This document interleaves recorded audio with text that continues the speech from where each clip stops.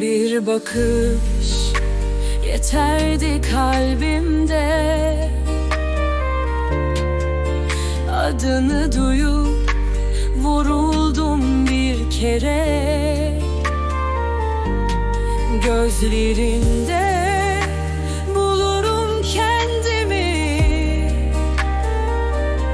beni bırakma, olurum dertli.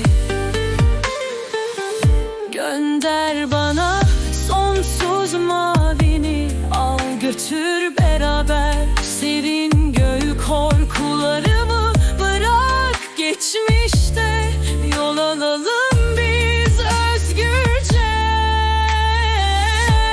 Beni bırakma, tut ellerimde, sultanlı gecelerde birlikte oynayalım sevda, sonsuz aşkımla burada.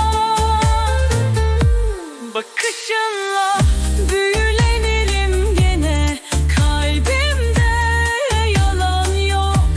Senle yanımda, sen varsan korkmam. Dünya bizi izler, bayılır ancak.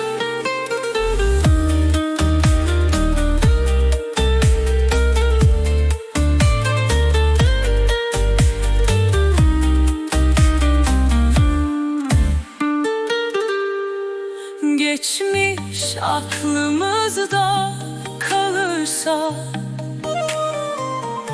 o zaman biz dönmeyiz asla. Yorulmadan ilerleriz biz,